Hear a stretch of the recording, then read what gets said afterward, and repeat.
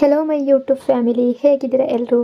I hope ಎಲ್ಲರೂ ಚೆನ್ನಾಗಿದ್ದೀರಾ. ಅದೇ ರೀತಿ ನಿಮ್ಮ ಲೈಫ್ನಲ್ಲಿ ಪಾಸಿಟಿವ್ ಆಗಿ ಥಿಂಕ್ ಮಾಡ್ತಾ ಇದ್ದೀರಾ ಅಂತ ಅಂದ್ಕೊಂಡಿದ್ದೀನಿ. ಇವತ್ತಿನ ರೀಡಿಂಗಲ್ಲಿ ಯಾವ ಬ್ಯೂಟಿಫುಲ್ ಎನರ್ಜಿ ಇದೆ ಅಂತ ನೋಡೋಣ. ಮೊದಲು ಕಾಮಾಗಿ ಕೂತ್ಕೊಳ್ಳಿ, ಡೀಪ್ ಬ್ರೀತನ್ನು ತಗೊಳ್ಳಿ, ನಿಮ್ಮ ಮನಸ್ಸನ್ನು ನಿಮ್ಮ ಮೈಂಡನ್ನು ರಿಲ್ಯಾಕ್ಸ್ ಮಾಡ್ಕೊಳ್ಳಿ. ಈಗ ನಿಮ್ಮ ಪರ್ಸನ್ ಹೆಸರನ್ನು ಮನಸಾರೆ 3 ಬಾರಿ ನೆನೆಸ್ಕೊಳ್ಳಿ. ಅವರ ಫೇಸನ್ನು ಇಮ್ಯಾಜಿನ್ ಮಾಡ್ಕೊಳ್ಳಿ. ಅವರು ಮತ್ತು ನೀವು ಒಟ್ಟಿಗೆ ಕಳೆದಿರುವಂತಹ ಬ್ಯೂಟಿಫುಲ್ ಮೆಮೊರೀಸ್ನ ನೆನಪು ಮಾಡ್ಕೊಳ್ಳಿ. ಅದಕ್ಕಿಂತ ಮೊದಲು ಈ ರೀಡಿಂಗ್ ನಿಮ್ಮವರೆಗೂ ತಲುಪಿದೆ ಅಂದರೆ ಯು ಆರ್ ಸೋ ಬ್ಲೆಸ್ಡ್. ಹಾಗಾಗಿ ಯೂನಿವರ್ಸ್ಗೆ ಮನಸಾರೆ ಗ್ರ್ಯಾಟಿಟ್ಯೂಡ್ ಹೇಳಿ. ಥ್ಯಾಂಕ್ ಯು ಯೂನಿವರ್ಸ್ ಅಂತ ಫೀಲ್ ಮಾಡಿ. ಪಾಸಿಟಿವ್ ಎನರ್ಜಿ ನಿಮ್ಮಲ್ಲಿ ಬರುವ ಹಾಗೆ ಫೀಲ್ ಮಾಡ್ಕೊಳ್ಳಿ. ನಿಮ್ಮ ಪರ್ಸನ್ ಎನರ್ಜಿಯನ್ನು ಫೀಲ್ ಮಾಡ್ಕೊಳ್ಳಿ. ಇವತ್ತು ಬಂದಿರುವಂತಹ ಬ್ಯೂಟಿಫುಲ್ ವೈಬ್ಸನ್ನು ನಿಮ್ಮ ಹಾರ್ಟಿಂದ ರಿಸೀವ್ ಮಾಡ್ಕೊಳ್ಳಿ. ಇದು ಜನರಲ್ ರೀಡಿಂಗ್ ಆಗಿರುತ್ತೆ. ಜನರಲ್ ರೀಡಿಂಗ್ ಆಗಿರೋದ್ರಿಂದ ಜನರಲ್ ರೀತಿಯಲ್ಲೇ ನೀವು ಇದನ್ನು ಜಡ್ಜ್ ಮಾಡಬೇಕಾಗುತ್ತೆ. ಅಂದರೆ ಎಷ್ಟು ವಿಷಯಗಳು ನಿಮಗೆ ಮ್ಯಾಚ್ ಆಗುತ್ತೋ, ಎಷ್ಟು ಎನರ್ಜೀಸ್ಗಳು ನಿಮಗೆ ಮ್ಯಾಚ್ ಆಗುತ್ತೋ ಅಷ್ಟನ್ನು ಮಾತ್ರ ತಗೊಂಡು ಬಾಕಿ ಉಳಿದಿರುವ ವಿಷಯಗಳನ್ನು ನೀವು ಅಲ್ಲಿಗೆ ಬಿಡಬೇಕಾಗುತ್ತೆ. ಯಾಕೆಂದರೆ ಎಲ್ಲರ ಎನರ್ಜೀಸ್ ಕೂಡ ಸೇಮ್ ಆಗಿರೋದಿಲ್ಲ. ಈ ರೀಡಿಂಗಲ್ಲಿ ಬರುವ ಯಾವುದೇ ವಿಷಯಗಳನ್ನಾಗಲಿ ಫೋರ್ಸ್ಫುಲ್ಲಾಗಿ ನಿಮ್ಮ ಮೇಲೆ ನೀವು ಹಾಕ್ಕೊಳ್ಬಾರ್ದು. ರೀಡಿಂಗನ್ನು ನೋಡಬೇಕಾದ್ರೆ ವಿಡಿಯೋನ ಲೈಕ್ ಮಾಡ್ಕೊಳ್ಳಿ. ಅದೇ ರೀತಿ ಚಾನಲ್ನ ಸಬ್ಸ್ಕ್ರೈಬ್ ಮಾಡಿಕೊಂಡು ಕನೆಕ್ಟ್ ಆಗಿ.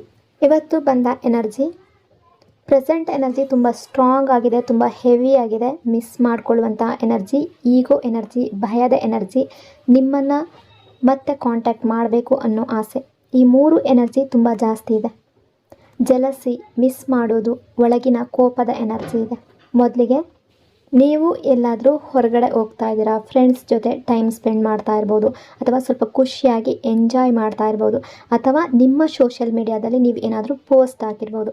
ಅದನ್ನು ಈ ಪರ್ಸನ್ ನೋಡಿರುವ ಸಾಧ್ಯತೆ ತುಂಬ ಜಾಸ್ತಿ ಇದೆ. ಅಥವಾ ನೇರವಾಗಿ ನೋಡಿಲ್ಲ ಅಂದರೂ ಯಾರಾದರೂ ಮೂಲಕ ಅವ್ರಿಗೆ ಗೊತ್ತಾಗಿರ್ಬೋದು ನೀವು ತುಂಬ ಖುಷಿಯಾಗಿದ್ದೀರಾ, ಹ್ಯಾಪಿಯಾಗಿದ್ದೀರಾ ಅನ್ನೋ ಒಂದು ಮಾತು ಇವರ ಮನಸ್ಸಿಗೆ ತುಂಬ ಹೊಡೆದ ರೀತಿಯಾಗಿದೆ. ಯಾಕೆಂದರೆ ಇವರು ಮನಸ್ಸಿನ ಒಳಗಡೆ ಒಂದು ಎಕ್ಸ್ಪೆಕ್ಟೇಷನ್ ಇಟ್ಕೊಂಡಿದ್ರು, ನಾನಿಲ್ಲದೆ ಇವರು ಖುಷಿಯಾಗಿರೋದಿಲ್ಲ, ನನ್ನನ್ನು ಮಿಸ್ ಮಾಡ್ತಾ ಇದ್ದಾರೆ ಅಂತ. ಆದರೆ ನೀವು ಖುಷಿಯಾಗಿದ್ದೀರಾ ಅನ್ನೋ ವಿಚಾರ ಇವ್ರಿಗೆ ಸ್ವಲ್ಪ ಜಲಸಿ, ಸ್ವಲ್ಪ ಕೋಪ, ಸ್ವಲ್ಪ ನೋವು, ಈ 3 ಮಿಕ್ಸ್ ಆಗಿ ಫೀಲ್ ಆಗುವ ಹಾಗೆ ಮಾಡಿದೆ. ಅವರು ಹೊರಗಡೆ ಅದನ್ನು ತೋರಿಸ್ಕೊಂಡಿರೋದಿಲ್ಲ, ಆದರೆ ಮನಸ್ಸಿನ ಒಳಗಡೆ ಮಾತ್ರ ತುಂಬ ಓವರ್ ಥಿಂಕಿಂಗ್ ಮಾಡ್ತಾ ಇದ್ದಾರೆ.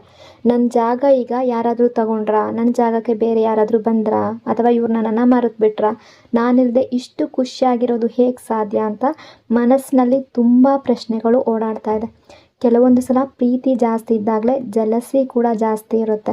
ಅದೇ ಎನರ್ಜಿ ಇಲ್ಲಿ ಕಾಣಿಸ್ತಾ ಇದೆ. ಇನ್ನೊಂದು ಕಡೆ ಈ ವ್ಯಕ್ತಿಗೆ ನಿಮ್ಮ ಹತ್ರ ಬರಬೇಕು ಅನ್ನೋ ಆಸೆ ತುಂಬ ಜಾಸ್ತಿ ಇದೆ. ನಿಮ್ಮ ಜೊತೆ ಮಾತಾಡಬೇಕು, ಮತ್ತೆ ಕನೆಕ್ಟ್ ಆಗಬೇಕು, ಹಳೆಯ ದಿನ ಯಾವ ರೀತಿ ಇತ್ತು, ನಗು, ಮಾತು, ಟೈಮ್ ಸ್ಪೆಂಡ್ ಮಾಡಬೇಕು ಅನ್ನೋ ಫೀಲಿಂಗ್ ದಿನ ಇಡೀ ಇವರ ಮನಸ್ಸಿನಲ್ಲಿ ಓಡಾಡ್ತಾ ಇದೆ. ಹಳೆಯ ನೆನಪುಗಳು ತುಂಬ ಕಾಡ್ತಾ ಇದೆ. ನೀವಿಬ್ಬರು ಜೊತೆಯಾಗಿ ಕಳೆದ ಸಣ್ಣ ಸಣ್ಣ ಕ್ಷಣಗಳನ್ನು ನೆನಪಿಸ್ಕೊಳ್ತಾ ಇದ್ದಾರೆ. ಅಥವಾ ಒಂದು ಸಾಂಗ್ ಕೇಳಿದ್ರೂ ಕೂಡ ನಿಮ್ಮ ನೆನಪು, ಏನೋ ಒಂದು ಮಾತು ನೆನಪಾದರೂ ಮತ್ತೆ ನಿಮ್ಮ ನೆನಪು. ದಿನ ಇಡೀ ನಿಮ್ಮ ಎನರ್ಜಿ ಇವರ ಸುತ್ತಾನೇ ಸುತ್ತುತ್ತಾ ಇದೆ. ಬಟ್ ಸಮಸ್ಯೆ ಏನು ಅಂದರೆ ಈಗೋ. ಮನಸ್ಸು ಹೇಳ್ತಾ ಇದೆ ನಿಮ್ಮ ಕಡೆಗೆ ಹೋಗೋದಕ್ಕೆ ರೆಡಿಯಾಗಿದೆ, ಬಟ್ ಈಗೋ ಅವರನ್ನು ಸ್ಟಕ್ ಮಾಡಿ ನಿಲ್ಲಿಸ್ತಾ ಇದೆ. ನಾನು ಯಾಕೆ ಮೊದಲು ಹೋಗಬೇಕು, ನಾನು ಯಾಕೆ ಮೊದಲು ಕಾಲ್ ಮಾಡಬೇಕು ಅನ್ನೋ ಫೀಲ್ ಆಗ್ತಾ ಇದೆ. ಈಗೋ ಇವರನ್ನು ಹಿಡ್ಕೊಂಡಿದೆ. ಸೊ ದಿನ ಇಡೀ ಇವರ ಮನಸ್ಸಿನೊಳಗಡೆ ದೊಡ್ಡ ಕಾನ್ಫ್ಲಿಕ್ಟ್ ನಡೀತಾ ಇದೆ. ಒಂದು ಕಡೆ ಪ್ರೀತಿ, ಇನ್ನೊಂದು ಕಡೆ ಈಗೋ. ಒಂದು ಕಡೆ ನಿಮ್ಮನ್ನು ಮಿಸ್ ಮಾಡೋದು, ಇನ್ನೊಂದು ಕಡೆ ಅವರನ್ನು ಅವರು ಸ್ಟ್ರಾಂಗ್ ಅಂತ ತೋರಿಸ್ಕೊಳ್ಳುವಂತಹ ಹಠ. ಈ ಎರಡರ ನಡುವೆ ಸಿಕ್ಕಾಕೊಂಡಿರುವಂತಹ ಎನರ್ಜಿ. ಮತ್ತೊಂದು ಸಿಚುವೇಶನ್ ಕೂಡ ಇಲ್ಲಿದೆ. ಎಲ್ಲರಿಗೂ ಹೇಳ್ತಾ ಇಲ್ಲ, ಕೆಲವರ ಲೈಫ್ನಲ್ಲಿ ನೀವು ಇಬ್ಬರು ಇಂದು ಭೇಟಿಯಾಗಿರ್ಬೋದು ಕೂಡ, ಅಥವಾ ಒಂದು ಸಣ್ಣ ಮಟ್ಟದಲ್ಲಿ ಮಾತುಕತೆ ನಡೆದಿರಬಹುದು. ಆದರೆ ಭೇಟಿಯಾದಾಗ ಅಥವಾ ಕಾಂಟ್ಯಾಕ್ಟ್ ಮಾಡಿದಾಗ ಇವರ ಬಿಹೇವಿಯರ್ ನಿಮಗೆ ತುಂಬ ಸ್ಟ್ರೇಂಜ್ ಆಗಿ ಅನಿಸಿರ್ಬೋದು, ರೂಡಾಗಿ ಬಿಹೇವ್ ಮಾಡಿರ್ಬೋದು. ನಿಮ್ಮನ್ನು ನೋಡಿ ಖುಷಿಯಾದರೂ ಕೂಡ ಅದನ್ನು ಹೊರಗಡೆ ತೋರಿಸಿಲ್ಲ, ಬದಲಾಗಿ ರೂಡಾಗಿ ಮಾತಾಡಿರ್ಬೋದು, ಅಥವಾ ತುಂಬ ಡಿಸ್ಟೆಂಟ್ ಆಗಿ ವರ್ತನೆ ಮಾಡಿರ್ಬೋದು. ಕೆಲವರು ಏನು ಮಾಡ್ತಾರೆ ಅಂದರೆ ತುಂಬ ಫೀಲಿಂಗ್ಸ್ ಇದ್ದಾಗಲೇ ಹೀಗೆ ಆಗ್ತಾರೆ. ಮನಸ್ಸಿನ ಒಳಗಡೆ ಎಮೋಷನ್ಸ್ ತುಂಬಿರುತ್ತೆ, ಆದರೆ ಹೊರಗಡೆ ಕಂಟ್ರೋಲ್ ಮಾಡೋಕ್ಕೆ ಹೋಗಿ ಇನ್ನೂ ಕೋಲ್ಡಾಗಿ ಬಿಹೇವ್ ಮಾಡ್ತಾರೆ. ನಿಮ್ಗೆ ಇವ್ರಿಗೆ ಏನು ಫೀಲ್ ಇಲ್ವೋ ಅನಿಸಿರ್ಬೋದು, ಆದರೆ ನಿಜವಾಗ್ಲೂ ನೋಡಿದರೆ ಅವರು ನಿಮ್ಮನ್ನು ನೋಡಿದ ಕ್ಷಣದಿಂದಲೇ ಮನಸ್ಸಿನ ಒಳಗಡೆ ತುಂಬ ಎಮೋಷ್ನಲ್ ಆಗಿದ್ದಾರೆ. ಬಟ್ ಅದನ್ನು ಹೈಡ್ ಮಾಡೋದಕ್ಕೆ ಮಾತ್ರ ಈ ರೀತಿ ಬಿಹೇವ್ ಮಾಡಿದ್ದಾರೆ. ಪ್ರೀತಿ ಇದೆ, ಆದರೆ ಹೇಳೋದಕ್ಕೆ ಆಗ್ತಾ ಇಲ್ಲ ಅನ್ನೋ ಎನರ್ಜಿ ತುಂಬ ಬ್ಯೂಟಿಫುಲ್ ಆಗಿದೆ ಎನರ್ಜಿ. ಪ್ರೀತಿ ಎರಡೂ ಕಡೆ ಇದೆ, ಅವ್ರಿಗೆ ಮಾತ್ರ ಅಲ್ಲ, ನಿಮಗೆ ಮಾತ್ರ ಇಲ್ಲ, ಒನ್ ಸೈಡ್ ಫೀಲಿಂಗ್ ಅಲ್ಲ, ಇಬ್ಬರಿಗೂ ಪ್ರೀತಿ ಇದೆ. ನೀವು ಈ ಪರ್ಸನನ್ನು ಎಷ್ಟು ಡೀಪಾಗಿ ಪ್ರೀತಿಸ್ತೀರೋ ಅವರಿಗೂ ಕೂಡ ನಿಮ್ಮ ಮೇಲೆ ಅಷ್ಟೇ ಡೀಪಾಗಿ ಪ್ರೀತಿ ಇದೆ. ಆದರೆ ಇಲ್ಲಿ ಸಮಸ್ಯೆ ಪ್ರೀತಿಯ ಕೊರತೆ ಅಲ್ಲ, ಸಮಸ್ಯೆ ಅನ್ನೋದು ಎಕ್ಸ್ಪ್ರೆಸ್ ಮಾಡೋದಕ್ಕೆ ಆಗ್ತಾ ಇಲ್ಲ ಅನ್ನೋದು. ಇವರು ಅವರ ಫೀಲಿಂಗ್ಸ್ ಹೊರಗಡೆ ತೋರಿಸೋ ಟೈಪ್ ಅಲ್ಲ. ಮನಸ್ಸಿನೊಳಗಡೆ ತುಂಬ ಲವ್ ಇದೆ, ಆದರೆ ಅದನ್ನು ಮಾತಿನಲ್ಲಿ ಹೇಳೋದಕ್ಕೆ ಬಂದಾಗ ಸೈಲೆಂಟ್ ಆಗಿಬಿಡ್ತಾರೆ.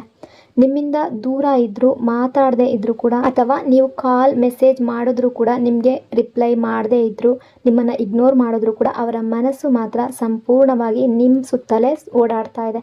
ಸೊ ಈ ಪರ್ಸನ್ ನನ್ನ ಮೇಲೆ ಪ್ರೀತಿ ಇಲ್ಲ ಅನ್ನೋದನ್ನು ನಿಮ್ಮ ಮನಸ್ಸಿನಿಂದ ತೆಗೆದುಹಾಕಿ. ಇವರು ನಿಮ್ಮ ಅಟೆನ್ಷನ್ಗೆ ತುಂಬ ಕ್ರೇವ್ ಮಾಡ್ತಾ ಇದ್ದಾರೆ. ಇವರು ನಿಮ್ಮ ಕಡೆ ಗಮನ ಕೊಡಬೇಕು, ಒಮ್ಮೆ ಇವರನ್ನು ನೀವು ನೆನಪಿಸ್ಕೊಳ್ಬೇಕು, ಒಂದು ಮೆಸೇಜ್ ಮಾಡಬೇಕು ಅಂತ ಮನಸ್ಸಿನಲ್ಲೇ ಕಾಯ್ತಾ ಇದ್ದಾರೆ. ದಿನ ಇಡೀ ನಿಮ್ಮ ಬಗ್ಗೆ ಹಲವಾರು ಸಲ ಥಿಂಕ್ ಮಾಡಿದ್ದಾರೆ. ಒಂದು ಸಲ ನೋಡಿದ್ರೆ ಸಾಕು, ಒಂದು ಸಲ ಮಾತಾಡಿದ್ರೆ ಮನಸ್ಸು ಹಗುರ ಆಗುತ್ತೆ, ಒಂದು ಮೆಸೇಜ್ ಬಂದರೆ ಚೆನ್ನಾಗಿರ್ತಿತ್ತು, ಒಂದು ಕಾಲ್ ಬಂದರೆ ಚೆನ್ನಾಗಿರ್ತಿತ್ತು ಅಂತ ಡೇ ಡ್ರೀಮಿಂಗ್ ಮಾಡಿದ್ದಾರೆ. ನಿಮ್ಮ ಜೊತೆ ಇಮ್ಯಾಜಿನರಿ ಕಾನ್ವರ್ಜೇಷನ್ ಕೂಡ ಮಾಡ್ಕೊಂಡಿರ್ಬೋದು. ಅವರು ತೋರಿಸ್ಕೊಳ್ತಾ ಇಲ್ಲ, ಶೋ ಮಾಡ್ತಾ ಇಲ್ಲ ಅಷ್ಟೇ. ಹೊರಗಡೆ ತುಂಬ ಸ್ಟ್ರಾಂಗಾಗಿ ಕಾಣಿಸ್ಕೊಳ್ಳೋದಕ್ಕೆ ಟ್ರೈ ಮಾಡಿದ್ದಾರೆ. ನನಗೇನೂ ಫೀಲ್ ಇಲ್ಲ ಅನ್ನೋ ಥರ ಬಿಹೇವ್ ಮಾಡಿದ್ದಾರೆ. ಬಟ್ ಮನಸ್ಸಿನಲ್ಲಿ ಒಂಟಿತನ ಫೀಲ್ ಮಾಡ್ತಾ ಇದ್ದಾರೆ. ಜನಗಳ ಮಧ್ಯೆ ಇರ್ಬೋದು, ಫ್ರೆಂಡ್ಸ್ ಆಗಿರ್ಬೋದು, ಫ್ಯಾಮಿಲಿ ಆಗಿರ್ಬೋದು. ಬಟ್ ಅವರು ಖಾಲಿ ಅಂತ ಅವರ ಮನಸ್ಸಿಗೆ ಅನ್ನಿಸ್ತಾ ಇದೆ. ಏನೋ ಒಂದು ಮಿಸ್ಸಿಂಗ್ ಅನ್ನೋ ಫೀಲಿಂಗ್ ದಿನ ಇಡೀ ಕಾಡ್ತಾ ಇದೆ. ಯಾಕೆಂದರೆ ಇವರ ಮನಸ್ಸಿಗೆ ಈಗ ಒಂದು ವಿಷಯ ತುಂಬ ಕ್ಲಿಯರಾಗಿ ಬರ್ತಾ ಇದೆ, ನಿಮ್ಮ ಪ್ಲೇಸನ್ನು ಯಾರೂ ತಗೊಳ್ಳೋದಕ್ಕೆ ಆಗೋದಿಲ್ಲ ಅಂತ. ನಿಮ್ಮನ್ನು ಕಳೆದುಕೊಳ್ಳುವ ಭಯದ ಎನರ್ಜಿ, ತುಂಬ ಹೆವಿ ಎನರ್ಜಿ ಇದೆ. ಸಾಮಾನ್ಯವಾಗಿರುವಂತಹ ಫೀಲಿಂಗ್ ಅಲ್ಲ, ಮಿಸ್ ಮಾಡುವ ಎನರ್ಜಿ ಅಲ್ಲ. ನಿಮ್ಮನ್ನು ನಿಜವಾಗ್ಲೂ ಕಳ್ಕೊಳ್ತಾರೇನೋ ಅನ್ನೋ ಡೀಪ್ ಆಗಿರುವ ಭಯ. ಈ ಪರ್ಸನ್ ಮನಸ್ಸಿನಲ್ಲಿ ಈಗ ಒಂದು ಮಾತ್ರ ಮತ್ತೆ ಓಡಾಡ್ತಾ ಇದೆ. ನನ್ನ ಲೈಫ್ನಲ್ಲಿ ತುಂಬ ಸ್ಪೆಷಲ್ ಆಗಿದ್ದ ವ್ಯಕ್ತಿ ನನ್ನಿಂದ ದೂರ ಆಗ್ತಾ ಇದ್ದಾರೆ. ಅವರ ಹೃದಯಕ್ಕೆ ತುಂಬ ಹತ್ತಿರವಾಗಿದ್ದ ಒಬ್ಬರನ್ನ ಕೈ ತಪ್ಪಿಸ್ಕೊಂಡಂತೆ ಇವ್ರಿಗೆ ಫೀಲ್ ಆಗ್ತಾ ಇದೆ. ಅಂದರೆ ಯಾವ ರೀತಿ ಅಂದರೆ, ಎಕ್ಸಾಂಪಲ್ಗೆ ಏನು ಹೇಳಬೇಕು ಅಂದರೆ, ತುಂಬ ಒಂದು ಅಮೂಲ್ಯವಾದ ವಸ್ತು ನಮ್ಮ ಕೈಯಿಂದ ಜಾರಿ ಹೋದಾಗ ಹೇಗೆ ನಮಗೆ ಫೀಲ್ ಆಗುತ್ತೋ, ಮನಸ್ಸಿಗೆ ಒಂದು ಭಾರ ಅನಿಸುತ್ತೋ, ಅದೇ ತರಹದ ನೋವಿಲ್ಲಿ ಕಾಣಿಸ್ತಾ ಇದೆ. ಅವರು ದಿನಕ್ಕಿಂತ ರಾತ್ರಿ ಹೆಚ್ಚು ಓವರ್ ಥಿಂಕಿಂಗ್ ಮಾಡ್ತಾ ಇದ್ದಾರೆ. ಹೊರಗಡೆ ಯಾರಿಗೂ ಹೇಳ್ಕೊಳ್ಳೋದಿಲ್ಲ. ಬಟ್ ನೈಟ್ ಟೈಮ್ನಲ್ಲಿ ಒಬ್ಬರೇ ಇದ್ದಾಗ ತುಂಬ ಯೋಚನೆಗಳು ಕಾಡ್ತಾ ಇದೆ. ನಾನು ತಪ್ಪು ಮಾಡಿದ್ನಾ, ನಾನು ಸ್ವಲ್ಪ ಸಾಫ್ಟಾಗಿ ಮಾತಾಡಿದ್ರೆ ಇಷ್ಟು ದೂರ ಈ ರಿಲೇಷನ್ಶಿಪ್ ಆಗ್ತಾ ಇರಲಿಲ್ಲ, ಈಗ ಅವ್ರು ನಿಜವಾಗ್ಲೂ ನನ್ನಿಂದ ದೂರ ಆಗಿಬಿಟ್ರಾ ಅಂತ ಮನಸ್ಸಿನ ಒಳಗಡೆ ಮತ್ತೆ ಅದೇ ವಿಷಯವನ್ನು ಯೋಚನೆ ಮಾಡಿಕೊಂಡು ಅವರನ್ನೇ ಅವರು ಪೇಯ್ನಲ್ಲಿ ಇಟ್ಕೊಳ್ತಾ ಇದ್ದಾರೆ. ಇವರ ಮನಸ್ಸು ರಾತ್ರಿ ಟೈಮ್ನಲ್ಲಿ ತುಂಬ ಯೋಚನೆ ಮಾಡ್ತಾ ಇದೆ. ಸರಿಯಾಗಿ ನಿದ್ರೆ ಆಗದೆ ಇರ್ಬೋದು, ಫೋನ್ ಮತ್ತೆ ಚೆಕ್ ಮಾಡ್ತಾ ಇರ್ಬೋದು, ನಿಮ್ಮ ಪ್ರೊಫೈಲ್ ನೋಡ್ತಾ ಇರ್ಬೋದು, ಅಥವಾ ನಿಮ್ಮ ಬಗ್ಗೆ ಯಾರಾದರೂ ಏನಾದರೂ ಹೇಳ್ತಾರಾ, ಯಾವುದಾದ್ರೂ ಮಾತು ಸಿಗುತ್ತಾ ಅಂತ ಕಾಯ್ತಾ ಇರ್ಬೋದು. ನೀವು ಇವರಿಗೆ ನಿಜವಾಗ್ಲೂ ತುಂಬ ಪ್ರೀಷಿಯಸ್ ಅಂತ ಅನ್ನಿಸ್ತಾ ಇದೆ. ಅವರು ನಿಮ್ಮನ್ನು ಅವರ ಹೃದಯಕ್ಕೆ ತುಂಬ ಹತ್ತಿರ ಮಾಡ್ಕೊಳ್ಬೇಕು ಅನ್ನೋ ಆಸೆ ಯಾವಾಗಲೂ ಇತ್ತು. ನಿಮ್ಮ ಜೊತೆ ಒಂದು ಸ್ಟೇಬಲ್ ಲೈಫ್, ಒಂದು ಸೆಕ್ಯೂರ್ ಕನೆಕ್ಷನ್, ನನ್ನವರು ಅನ್ನೋ ಫೀಲಿಂಗ್ ಬೇಕಿತ್ತು. ಆದರೆ ಈಗ ಸಿಚುವೇಶನ್ ತುಂಬ ಕಾಂಪ್ಲಿಕೇಟೆಡ್ ಆಗಿಬಿಟ್ಟಿದೆ. ಒಂದು ಕಡೆ ಇವರ ಈಗೋ ಬಿಡೋಕ್ಕಾಗ್ತಾ ಇಲ್ಲ, ಮೊದಲು ನಾನ್ಯಾಕೆ ಮಾತಾಡಬೇಕು ಅನ್ನೋ ಈಗೋ ಇದೆ. ಆದರೆ ಇನ್ನೊಂದು ಕಡೆ ನಿಮ್ಮನ್ನು ನಿಜವಾಗ್ಲೂ ಕಳ್ಕೊಳ್ಳುವ ಭಯ ದಿನದಿಂದ ದಿನಕ್ಕೆ ಜಾಸ್ತಿ ಆಗ್ತಾ ಇದೆ. ಅದೇ ಕಾರಣಕ್ಕೆ ಇವರ ಮನಸ್ಸಿನಲ್ಲಿ ಈಗ ಒಂದು ಸಮಾಧಾನ ಅನ್ನೋದಿಲ್ಲ, ಹ್ಯಾಪಿನೆಸ್ ಅನ್ನೋದಿಲ್ಲ. ಹೊರಗಡೆ ನಾರ್ಮಲ್ಲಾಗಿ ತೋರಿಸ್ಕೊಂಡಿದ್ರು ಕೂಡ ಮನಸ್ಸಿನ ಒಳಗಡೆ ಮಾತ್ರ ತುಂಬ ಟೆನ್ಷನ್, ಸ್ಟ್ರೆಸ್, ಎಮೋಷ್ನಲ್ ಪೇಯ್ನ್ ಎಲ್ಲ ಸೇರಿಕೊಂಡಿದೆ. ಕೆಲವೊಂದು ಸಲ ಪ್ರೀತಿಗಿಂತ ಕಳ್ಕೊಳ್ಳುವ ಭಯ ಹೆಚ್ಚು ಕಾಡ್ತಾ ಇದೆ. ಸೊ ಆ ಎನರ್ಜಿ ಇದೆ.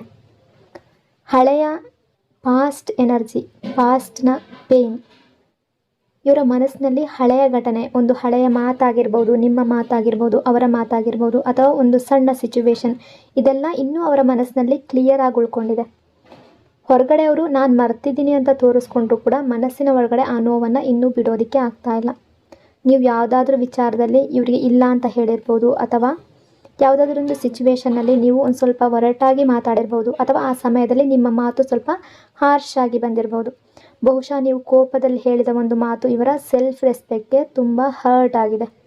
ಇವರು ನಿಮ್ಮ ಹತ್ರ ಸಹಾಯ ಕೇಳಿರ್ಬೋದು, ಯಾವುದಾದ್ರೂ ಒಂದು ವಿಷಯದಲ್ಲಿ ಸಣ್ಣ ಪುಟ್ಟ ಸಹಾಯ ಕೂಡ ಆಗಿರ್ಬೋದು, ಎಮೋಷ್ನಲ್ ಸಪೋರ್ಟ್ಗಾಗಿ ಕಾದಿರಬಹುದು, ಅಥವಾ ನೀವು ಮಾತ್ರ ಅರ್ಥ ಮಾಡ್ಕೊಳ್ತೀರಾ ಅನ್ನೋ ನಂಬಿಕೆಯಲ್ಲಿ ನಿಮ್ಮ ಹತ್ರ ಬಂದಿರ್ಬೋದು. ಆದರೆ ಆ ಸಮಯದಲ್ಲಿ ಸಿಚುವೇಶನ್ ಸರಿಯಾಗಿರಲಿಲ್ವೇನೋ, ನೀವು ಕೂಡ ನೋವಿನಲ್ಲಿದ್ದಿರ್ಬೋದು, ಪೇಯ್ನಲ್ಲಿರ್ಬೋದು. ಹಾಗಾಗಿ ಅವ್ರು ಹೇಳಿದ ಯಾವುದಾದ್ರೂ ಒಂದು ಮಾತು ನಿಮಗೆ ಸರಿ ಅನ್ನಿಸ್ತಾ ಇರ್ಬೋದು, ಅಥವಾ ಇವರಿಗೆ ಸರಿ ಅನ್ನಿಸ್ತಾ ಇರ್ಬೋದು. ಸೊ ಅವ್ರ ಮನಸ್ಸಿಗೆ ತುಂಬ ಡೀಪಾಗಿ ತಗುಲಿದೆ. ಕೆಲವೊಮ್ಮೆ ಒಂದೇ ಮಾತು ಸಾಕು ಮನಸ್ಸಿನಲ್ಲಿ ವರ್ಷಗಳವರೆಗೂ ಉಳಿಯೋದಕ್ಕೆ. ಅವರು ಹೊರಗಡೆ ಈ ವಿಷಯದ ಬಗ್ಗೆ ಮಾತಾಡದೇ ಇರ್ಬೋದು, ಆದರೆ ಮನಸ್ಸಿನ ಒಳಗಡೆ ಮಾತ್ರ ಮತ್ತೆ ಮತ್ತೆ ಅದನ್ನು ನೆನಪಿಸ್ಕೊಳ್ತಿದ್ದಾರೆ. ಆ ದಿನ ಅವರು ಹೀಗೆ ಹೇಳಬಾರ್ದಿತ್ತು, ನಾನು ಅಷ್ಟು ಇಂಪಾರ್ಟೆಂಟ್ ಅಲ್ಲ ಅವರಿಗೆ ಅಂತ ಅವರ ಮನಸ್ಸಿನಲ್ಲಿ ಇಟ್ಕೊಂಡಿದ್ದಾರೆ. ಇದು ಹಣದ ವಿಷಯ ಕೂಡ ಆಗಿರ್ಬೋದು ಅಥವಾ ಅಟೆನ್ಷನ್ ವಿಷಯ ಕೂಡ ಆಗಿರ್ಬೋದು. ಕೆಲವೊಮ್ಮೆ ಹಣ ಸಿಗದೇ ಇರೋದಕ್ಕಿಂತ ಅವರನ್ನು ಇಗ್ನೋರ್ ಮಾಡ್ತಾ ಇದ್ದಾರೆ ಅನ್ನೋ ಫೀಲಿಂಗ್ ತುಂಬ ಹೆಚ್ಚು ನೋವು ಕೊಡುತ್ತೆ. ಸೊ ಅವರಿಗೂ ಕೂಡ ಆ ಫೀಲ್ ಆಗಿರುವ ಸಾಧ್ಯತೆ ಕೂಡ ಆಗಿರ್ಬೋದು. ಆದರೆ ಎಲ್ಲರ ವಿಷಯದಲ್ಲಿ ಅಲ್ಲ, ಕೆಲವರ ವಿಷಯದಲ್ಲಿ ಈ ರೀತಿ ಆಗಿರ್ಬೋದು. ಕೆಲವೊಂದು ಸಲ ಇವ್ರು ಥಿಂಕ್ ಮಾಡಿದ್ದಾರೆ, ನಾನು ಇವರಿಗೆ ಅಷ್ಟು ಮುಖ್ಯ ಅಲ್ವಾ, ನನ್ನ ಫೀಲಿಂಗ್ಸ್ ಇವರಿಗೆ ಅರ್ಥ ಆಗೋದಿಲ್ವಾ ಅಂತ ಮನಸ್ಸಿನ ಒಳಗಡೆ ತುಂಬ ಬೇಸರ ಮಾಡ್ಕೊಂಡಿದ್ದಾರೆ. ಹಾಗಂತ ಇವರು ನಿಮ್ಮ ಮೇಲೆ ಪ್ರೀತಿ ಕಡಿಮೆ ಮಾಡ್ಕೊಂಡಿದ್ದಾರೆ ಅಂತ ಅಲ್ಲ. ನೋವು ಇದ್ದಾಗಲೂ ಪ್ರೀತಿ ಇರುತ್ತೆ. ಕೆಲವೊಮ್ಮೆ ಪ್ರೀತಿ ಜಾಸ್ತಿ ಇದ್ದಾಗಲೇ ನೋವು ಜಾಸ್ತಿ ಆಗುತ್ತೆ. ಇವರು ಇನ್ನೂ ಆ ಹಳೆಯ ನೋವಿನಿಂದ ಸಂಪೂರ್ಣವಾಗಿ ಹೊರಗಡೆ ಬಂದಿಲ್ಲ. ಆದರೆ ಅದೇ ಸಮಯದಲ್ಲಿ ನಿಮ್ಮನ್ನು ಬಿಡುವ ಮನಸ್ಸು ಕೂಡ ಇವರಿಗಿಲ್ಲ. ಕಾಂಟ್ಯಾಕ್ಟ್ ಮಾಡಬೇಕು ಅನ್ನುವಂತಹ ಎನರ್ಜಿ. ದಿನ ಇಡೀ ನಿಮ್ಮ ಬಗ್ಗೆ ಯೋಚನೆ ಮಾಡ್ತಾರೆ. ಆದರೆ ಆ ಯೋಚನೆಗಳಿಗಿಂತ ಜಾಸ್ತಿ ಇವರನ್ನು ಕಾಡ್ತಾ ಇರೋದು ಭಯ. ನಿಮ್ಮನ್ನು ಮಿಸ್ ಮಾಡ್ತಾ ಇಲ್ಲ ಅಂತ ಅಲ್ಲ, ತುಂಬ ಮಿಸ್ ಮಾಡ್ತಾ ಇದ್ದಾರೆ. ಮಾತಾಡಬೇಕು ಅನ್ನೋ ಆಸೆ ಇಲ್ಲ ಅಂತಲ್ಲ, ಅದು ಕೂಡ ತುಂಬ ಜಾಸ್ತಿ ಇದೆ. ಆದರೆ ಇಲ್ಲಿ ಎನರ್ಜಿ ಪ್ರಕಾರ ಅವರ ಮನಸ್ಸಿನೊಳಗಡೆ ತಾವೇ ಭಯದ ಕಥೆಗಳನ್ನು ಕಟ್ಕೊಳ್ತಾ ಇದ್ದಾರೆ. ಒಂದು ಮೆಸೇಜ್ ಮಾಡೋದಕ್ಕೂ ಮುಂಚೆ 100 ಸಲ ಯೋಚನೆ ಮಾಡ್ತಾ ಇದ್ದಾರೆ. ನಾನು ಮೆಸೇಜ್ ಮಾಡಿದ್ರೆ ರಿಪ್ಲೈ ಕೊಡ್ತಾರಾ, ಕಾಲ್ ಮಾಡಿದ್ರೆ ರಿಸೀವ್ ಮಾಡ್ತಾರಾ, ನನ್ನನ್ನು ಇಗ್ನೋರ್ ಮಾಡ್ತಾರಾ, ಮತ್ತೆ ರಿಜೆಕ್ಟ್ ಮಾಡ್ತಾರಾ ಅಂತ ದಿನ ಇಡೀ ಓವರ್ ಥಿಂಕಿಂಗ್ ಮಾಡ್ತಾರೆ.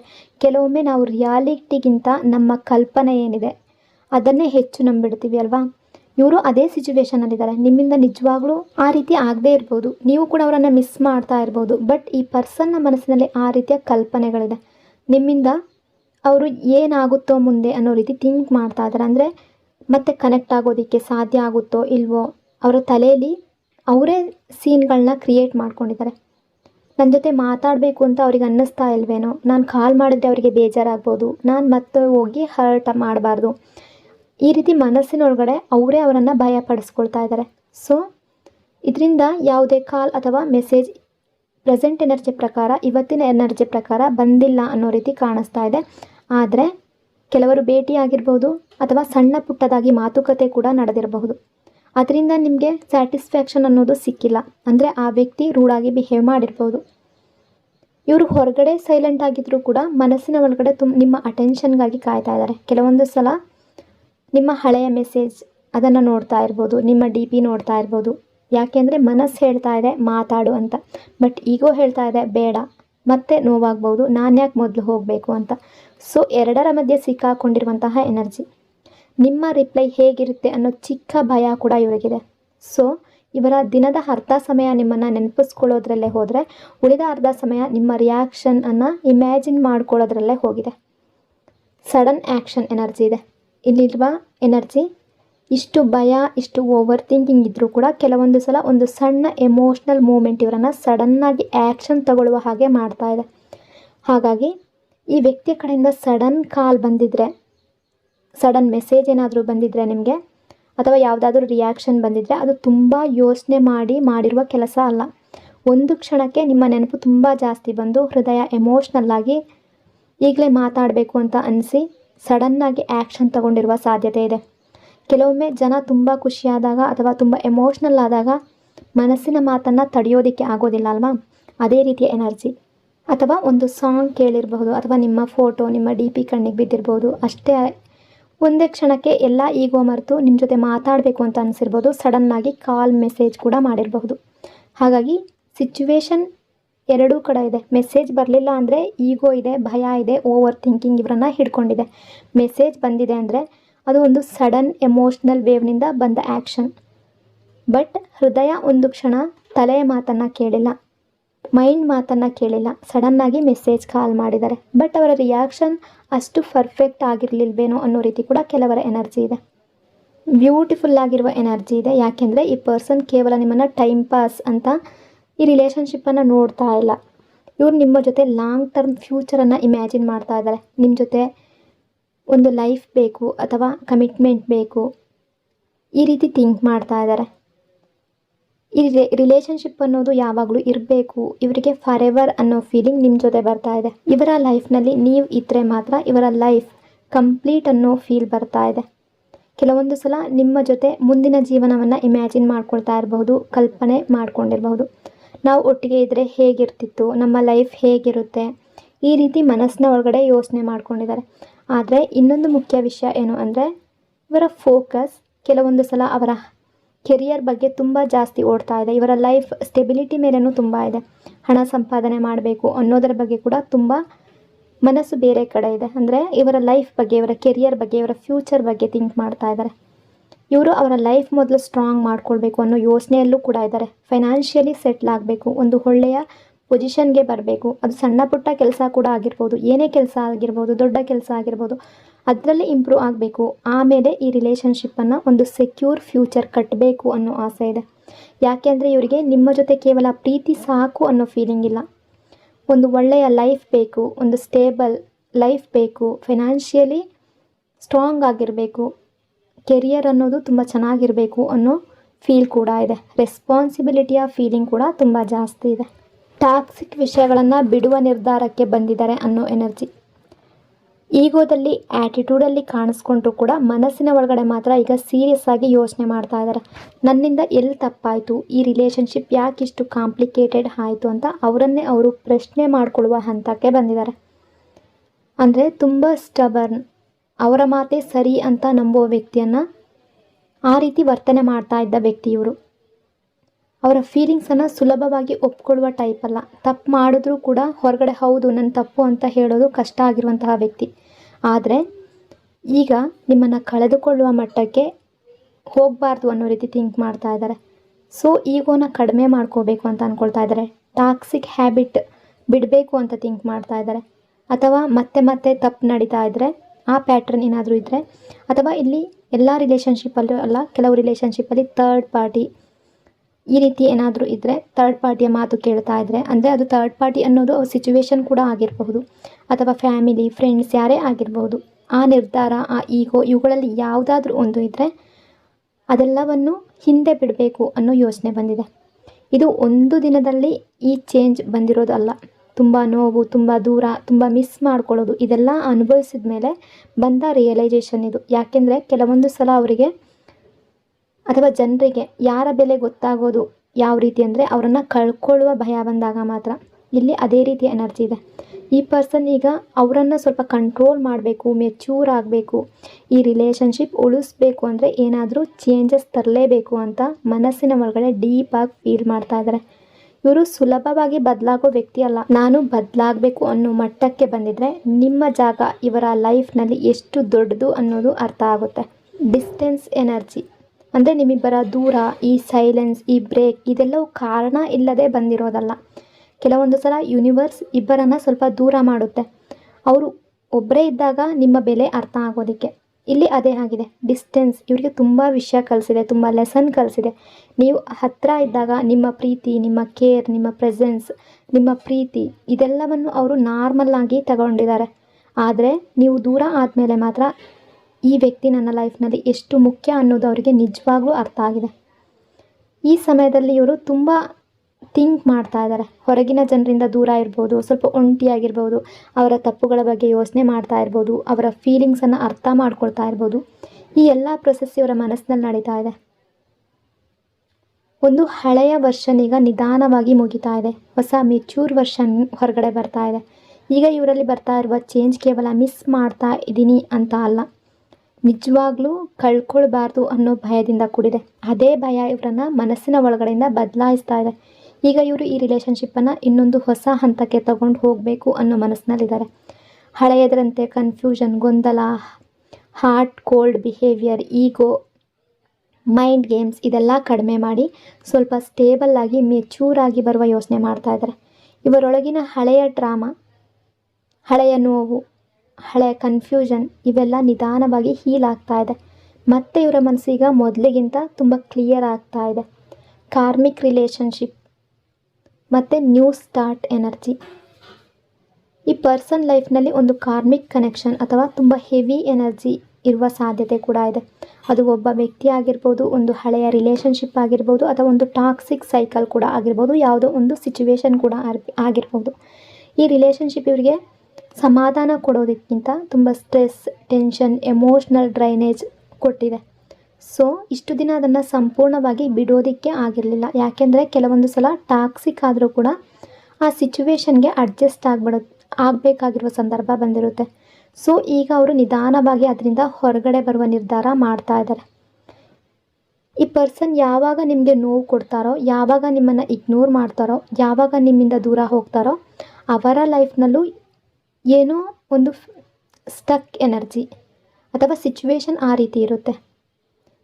ಸೊ ಯೂನಿವರ್ಸ್ ಕೂಡ ಅವರಿಗೆ ಒಂದು ಲೆಸನ್ ಕಲಿಸ್ತಾ ಇದೆ.